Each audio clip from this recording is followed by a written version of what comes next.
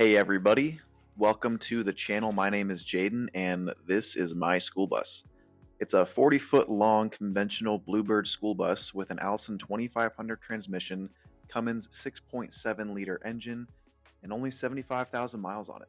And over the coming months and this video series, I'll be taking you through my journey as I turn this school bus into my very own custom home on wheels. Now, before I go any further here, I do want to preface for everybody watching that I am not a professional, and I'm actually probably the farthest thing from a professional that you really could get. I don't have any experience with any of these similar fields to this project. No design, no fabrication, no construction, plumbing, electrical, nothing of the sort. I'll just be kind of learning as I go, pulling my knowledge from YouTube, and other online literature that I find, and then just kind of going through good old trial and error for the rest of it. The reason I want to preface that is so that people don't come to this channel thinking that what I'm doing is the absolute way to go. You know, while I am trying my best to do things the right way, I will make mistakes. I already made one in this video that I'll go over shortly, but just make sure that if you're doing this, don't take what I am doing for the absolute right way to do it. Do your own research, do your own due diligence, make sure that you're doing what seems right to you and not taking really what anybody online says for 100% truth. Just make sure that you're doing what you feel is the right thing to do at the end of the day. So I'm sorry to say this is not an in-depth how-to guide on everything bus conversion.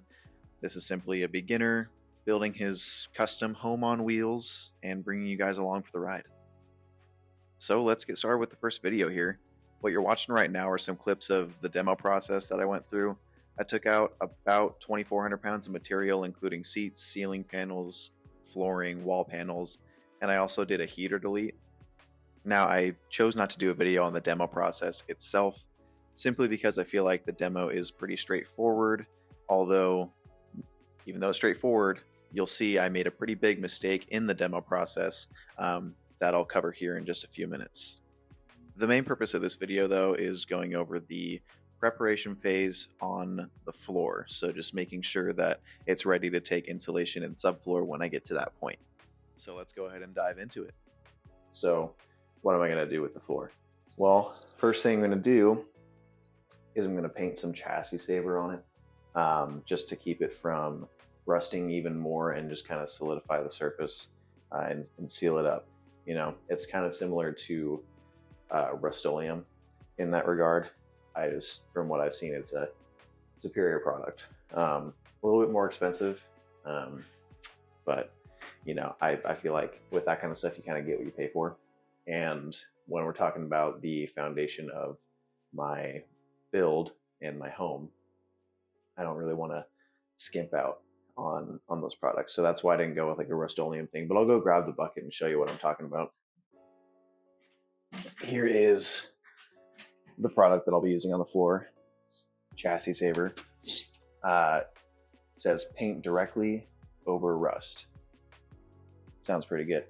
The thing with the Rust-Oleum is, from what I've seen, is that you have to first treat the surface with some kind of acid or rust dissolver, like a phosphoric acid or something like that. And while that's fine, it just seems like an extra step that's not necessary if you have something like the chassis saver. Plus, like I said, from everything I've seen, it's kind of just a superior product to Rust-Oleum anyway. Not that there's anything wrong with Rust-Oleum or something similar to that from like Home Depot or Lowe's. But you know, I've seen pro Skoolie builders using this, and if the pros are using it, I'll use it. Sounds good to me, but it's a little bit pricey. So I'll put the exact price and the link to the product that I got in the description. But it was about, for a gallon, about 120 bucks. It's pretty steep compared to a gallon of Rust-Oleum that's probably like a quarter or a third of the price, maybe less. But like I said, you get to skip a step in treating the surface with your acid, and it's just superior, apparently superior than other options. So I got it from a website called JB Tools. I'd never heard of them before, but JB Tools. I'll put a link in there. They delivered it within the time that they said they would. It's not damaged, and it was a little bit cheaper than Amazon too, which I was surprised about. Pleasantly surprised. So yeah, the plan with this is once I get the floor prepped, by grinding it with a wire wheel, getting all the loose dirt and dust up, sweeping it, vacuuming it, getting all the grit and grime off the surface, then it'll be ready for paint, which will be sweet. I'm gonna be happy to not look at all this nasty red and brown rust anymore. Just a nice glossy black finish before I put my subfloor on it. That'll be sweet. But before I start with that, in the spirit of transparency in this series, as I mentioned before, I'm gonna be completely transparent in everything I'm doing and all of the mistakes I make along the way. Let's start out with one of my mistakes that I made, basically in the first step, which was, you might be able to see, removing the chair rails. So let me get a better angle here.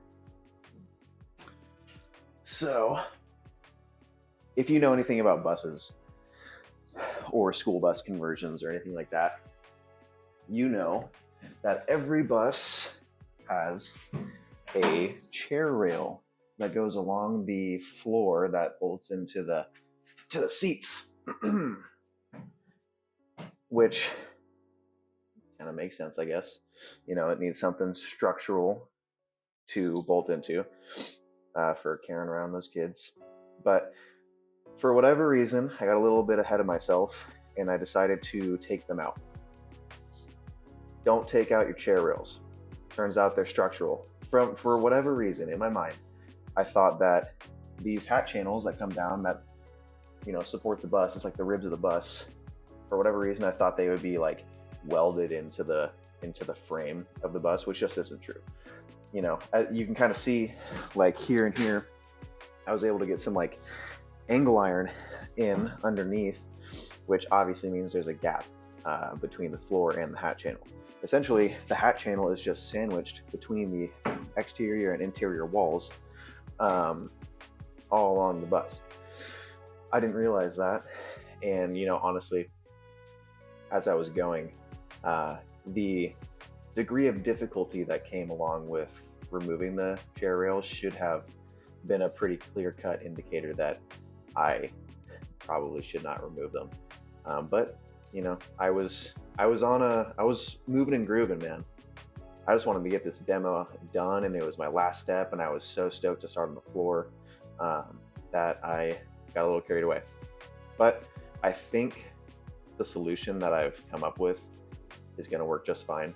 I put some slotted angle iron in, bolted it down into the holes that the chair rails were originally bolted down into, and then I'll be attaching them to the actual hat channel, so it just gives it a little bit more rigidity. Honestly, maybe it would have been fine without this extra support, because I'm going to have rigid foam board insulation right down here. I'm going to have subfloor. I'm going to have strapping going along horizontally along the bus, and then I'm going to have like my walls, probably spray foam insulation, so that's another layer of rigidity, and then all my appliances and interior stuff that adds weight up against it. So I probably wouldn't have been too concerned about the bus falling apart without these, but since I'm here and since I recognize that I made the mistake, better safe than sorry, in my opinion. And obviously this is not optimal. Optimally, I would still have my chair rails, but as a solution at this point, from having chopped up all the chair rails and not being able to just put them back on, I think this is a pretty good solution. So if you don't think so, let me know. But I think this is okay. And then on the other side, let me show you the other side.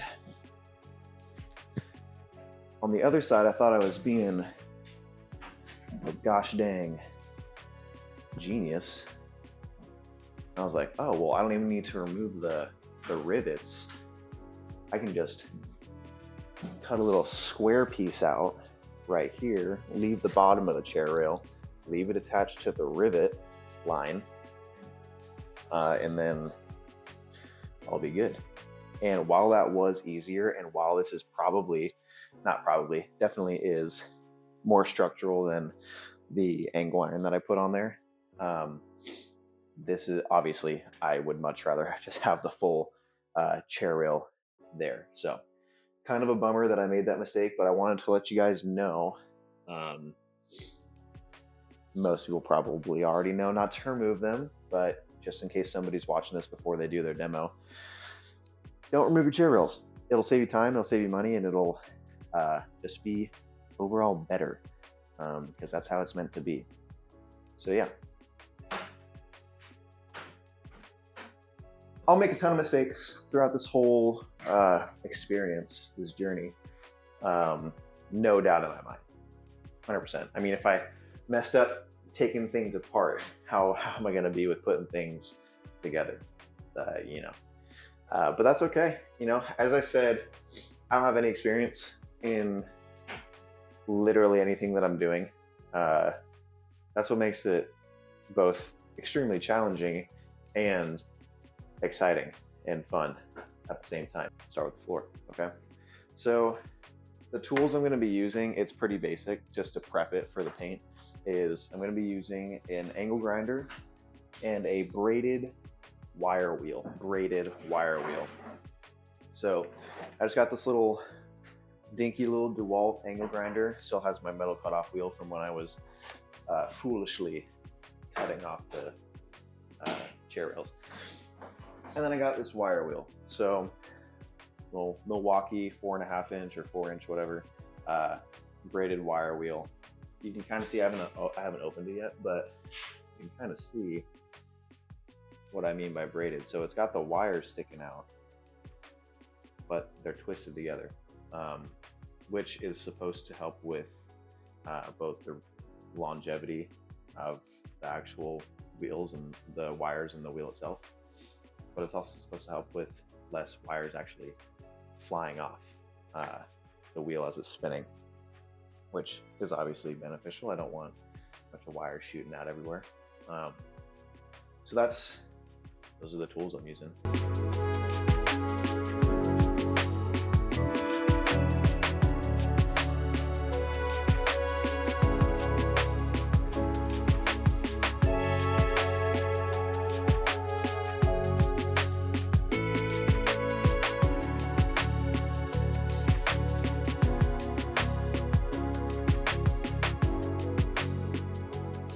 Okay, so I got like the actual stuff out, like the big stuff. Did a little bit of a preliminary sweep. I went back through with my angle grinder and got a couple extra screws that were still sticking up out of the metal, grind it off. So I'm gonna go grab the shop vac, make sure I get all the dust and dirt up before I start grinding, and then get to grinding.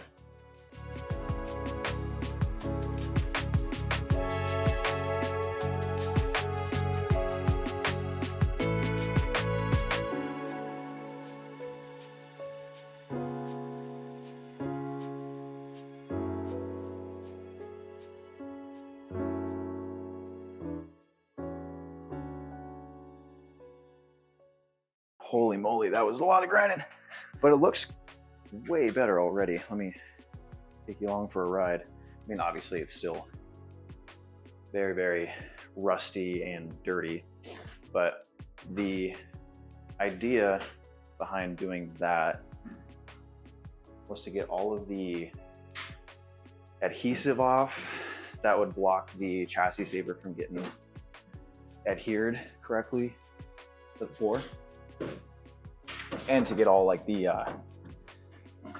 superficial surface layer rust off as much as I could. Obviously there's some deeper stuff that I'm not able to totally grind out, but for the most part I got everything. So next step, break out the shop vac, vacuum up all this crud, and then get ready to paint. All right, let's get this junk vacuumed up.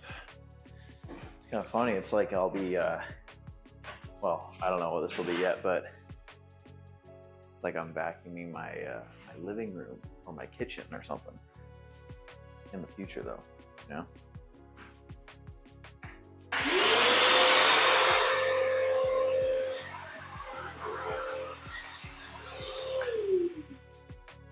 I see. I have hooked it into the blow part. Let's hook it into the suck part.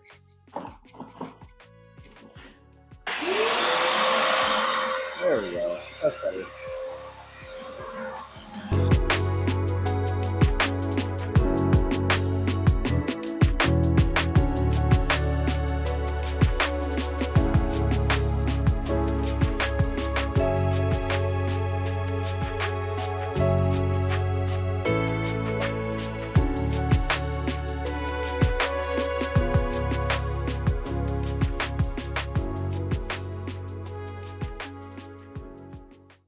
Not too shabby.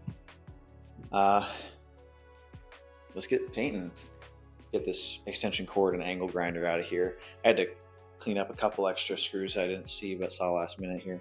But yeah, let's freaking get to painting, man. Pretty stoked. I'll time lapse it all for you so you can see.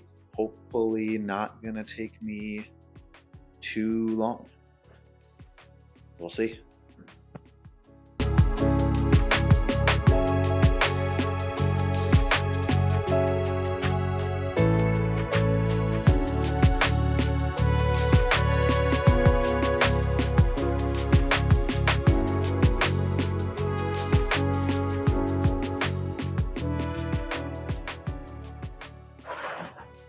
Alrighty, it is a new day, Sunday, the next day after I painted, and all the paint is dry, and it looks great. Check it out.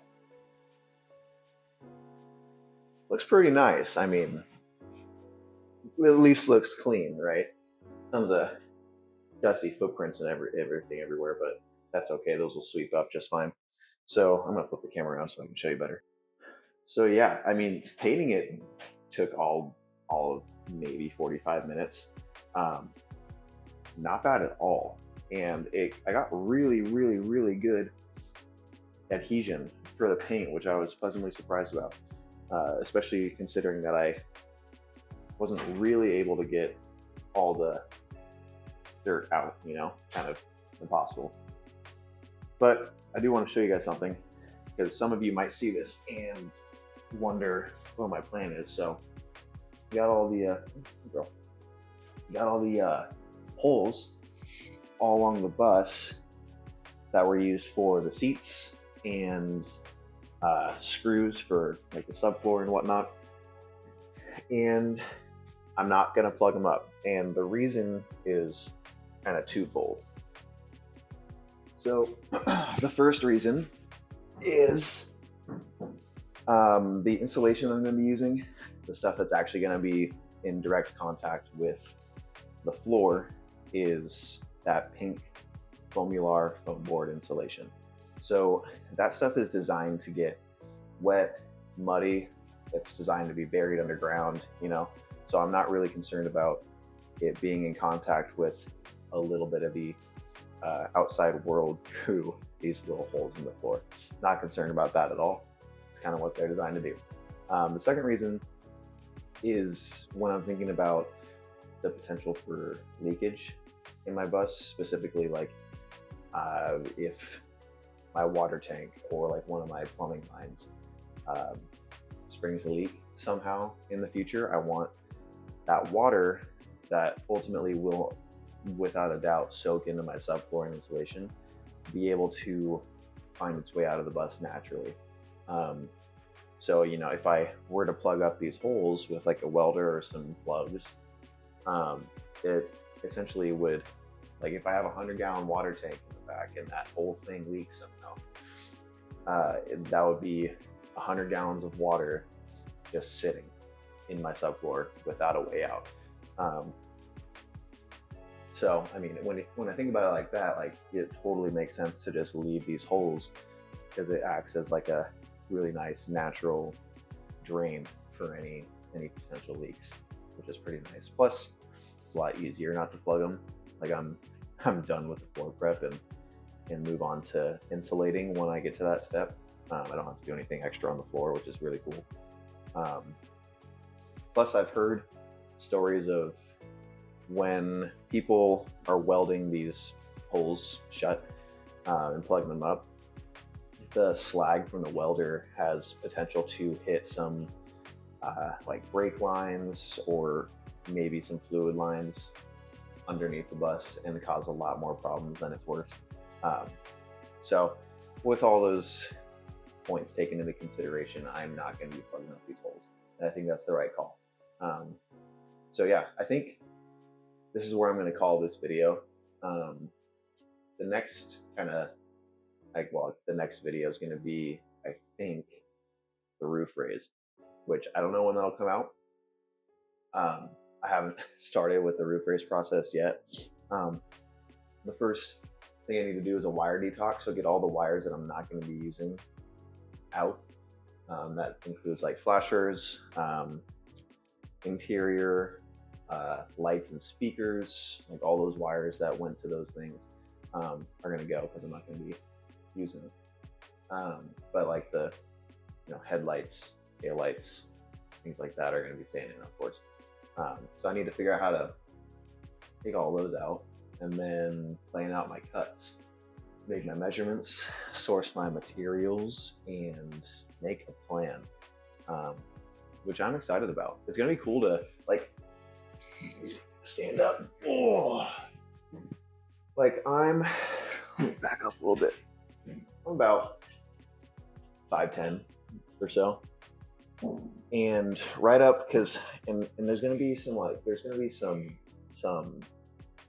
strips that are going along the roof that'll cut it down. So really, without any insulation or subfloor, I have like 4 or 5 inches to the top rib of the bus, which just is not going to fly because I want to put 3 to 4 inches of insulation into the floor, plus my 3/4 inch subfloor, plus anything that goes onto the ceiling, plus probably a solid couple inches of spray foam insulation.